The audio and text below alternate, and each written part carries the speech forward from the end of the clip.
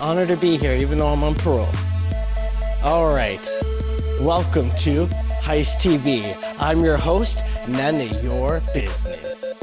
Today, I'd like to talk about tripwires. Those pesky little laser beams of infrared that instantly catch you the second you cross by it. Calls the police and sends you to jail. Well, that's not going to happen in our case again. So we're going to learn about what we can do to detect and avoid these bad boys. So let's jump in and talk about the science behind it.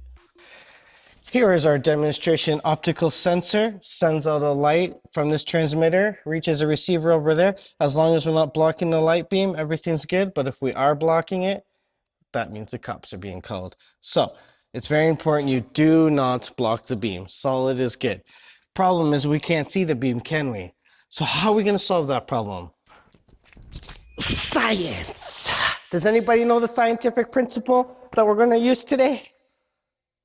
What? You want to go to jail? Oh, the Tyndall effect. That is right. That's a scientific principle when we have a liquid with suspended particles in it, and the light is bouncing off the particles and into our eyes so we can see the light as it travels through.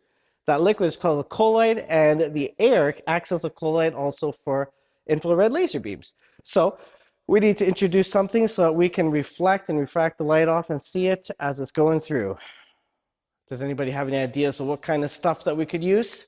Come on, brainstorm. Yep, back there, hairspray. I like that, Susie. What else? Yep, talcum powder. Yep, cornstarch, baby powder. What, you got kids? Okay, anyways. Fog machine, that's a very interesting one. All right, well, let's just get started and take a look. All right, we are going to use these cat laser beams here as a quick and dirty example of how to avoid tripping them lasers. All right, everybody, get ready. A simple experiment is that we shine some laser lights over there across the room, and we introduce some particulates in the air, and we see how well we see the beam. Begin laser ignition sequence. Begin laser ignition!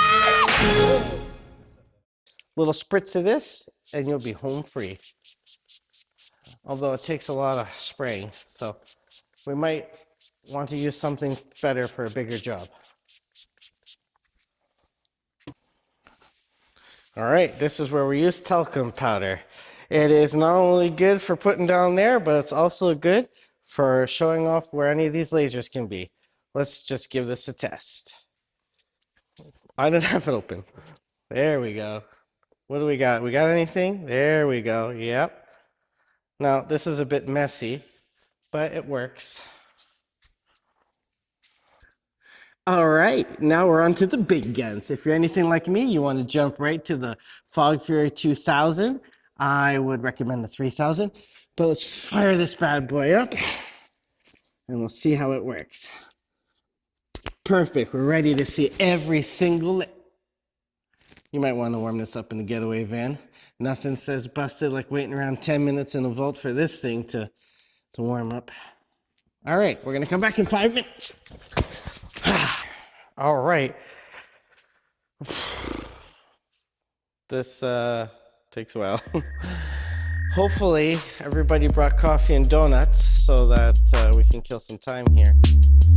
All systems are functioning at peak efficiency.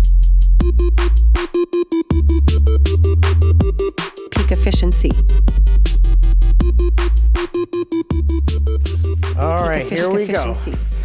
The Fog Fury 2000.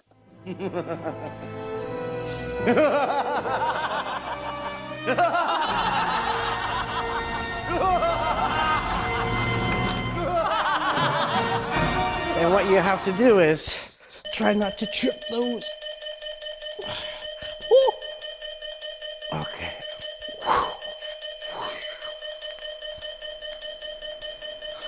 Perfect. So that, my friend, is the Tyndall effect, where we see the light bouncing off of these particles and into that camera. Stay stealthy, stay heisty. I don't want to see you in jail. Oh yeah, I was never here. Your host, Don't ask.